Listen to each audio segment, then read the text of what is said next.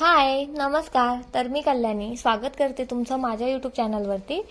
तर हा माझा यूट्यूबवरील पहिला लॉंग व्हिडिओ आहे, त्यामुळे प्लीज स्किप न करता बघा व्हिडिओ पूर्ण.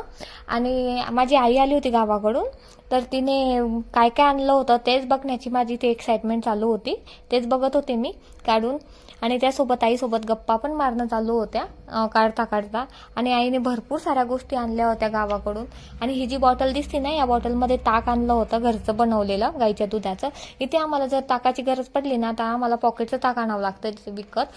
पण गावाकडे कसं असतं ना, ज्याच्या घरी ताक झालं ना, ते आपल्याला आवाज देऊन ताक न्या असं बोलतात. इकडे सर प्रत्येक गोष्टीसाठी पैसे द्यावे लागतात. खूप छान ताक असतं, घट्टसर एकदम दयासारखं.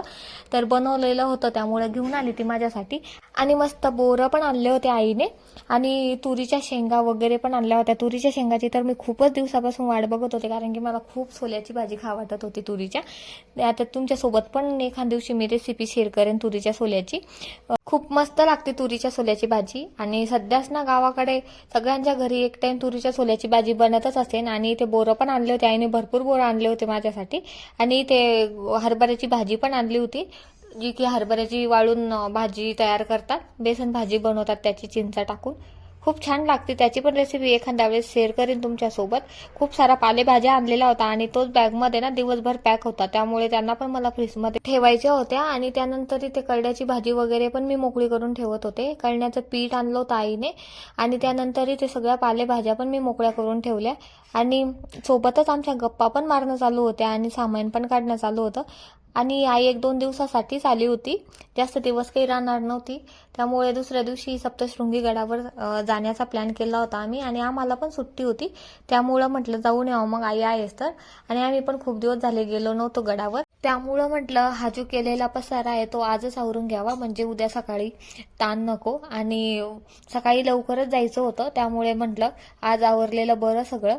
आणि त्यानंतर दुसऱ्या दिवशी उशीरच झाला होता थोडा आम्हाला निघायला, कारण की घरातले कामं वगैरे आवरायला पण लेट झाला, आणि रात्री झोपायला लेट झाला होता, त्यामुळे उठायला पण खूप लेट झाला होता मग.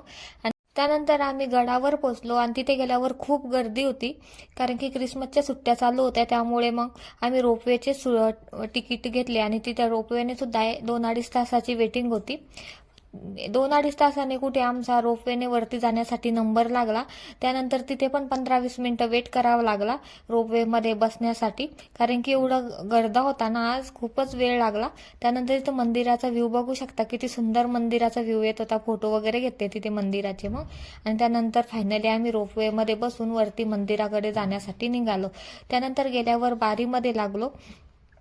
बारीमध्ये लागायला पण खूप वेळ लागला, कारण की पायऱ्याने येणारे लोक आणि रोपवेने येणारे लोक एक एक लॉट सोडत होते, ते एकदम सगळ्यांना सोडत नव्हते, त्यामुळे तिथे पण खूप वेळ लागला.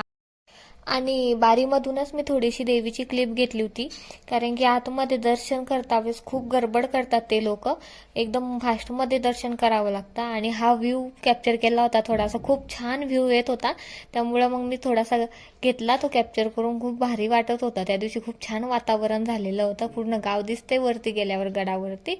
मस्त व्ह्यू होता, डोंगर वगैरे बघू शकता किती छान दिसते. त्यानंतर हे माकडं ना खूप बेजार करतात बारीमध्ये देवीसाठी. कोणी जर प्रसाद वगैरे घेतला ना, ते एकदम हातातून हिसकून घेऊन जातात. आणि त्यानंतर मस्त दर्शन झालं, खूप छान वाटलं दर्शन झाल्यानंतर. आणि त्यानंतर पूर्ण थकवा निघून गेला होता दर्शन झालं तर. आणि नंतर आम्ही रोपवेने खाली जाण्यासाठी निघालो.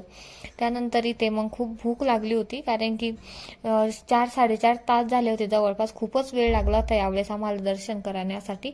एवढा वेळ कधी लागत नाही, कारण की दरवेळेस आलं ना 2-2.5 तासामध्ये दर्शन होऊन जातं पायऱ्याने सुद्धा, पण यावेळेस खूपच वेळ लागला. खूप 4.5 तास गेले जवळपास आमचे. मग खूप भूक लागली होती, म्हणून इकडे आलो होतो हॉटेलकडे. आणि इथे बसलो, मग थोडं चालू होतं काय बोलवायचं काय नाही नाश्त्यासाठी. तर मस्त नाश्त्यासाठी आम्ही डोसा आणि मेंदू वडा बोलवला होता. मस्त नाश्ता वगैरे केला, थोडी एनर्जी आली. त्यानंतर मग आईला थोडीफार शॉपिंग करायची होती, काही मूर्ती वगैरे घ्यायची होती सप्तशृंगी माताची, ती बघितली. थोडंफार खरेदी केलं काही, कारण की आतमध्ये खूप महाग राहतं. जे की आपण पायऱ्याने गेलो ना तिथले ज्या दुकानापेक्षा इथे खूप महाग राहतं. पण मग थोडं बघितलं, कारण की आम्हाला वेळ नव्हता समोर जायला दुसरीकडे, त्यामुळे मग इथेच जे काही घ्यायचं होतं ते घेतलं. आणि त्यानंतर आम्ही घरी जाण्यासाठी निघालो. इथे मध्ये सेल्फी पॉईंटवर पण थांबलो होतो. खूप छान फोटो वगैरे येतात इथे, आणि सनसेट होत होता ना, खूप छान फोटो आले. त्यानंतर मस्त जांभूळ वगैरे घेतले. व्हिडिओ जर आवडला असेल ना तर व्हिडिओला लाईक शेअर सबस्क्राईब करायला विसरू नका. Thanks for watching. बाय.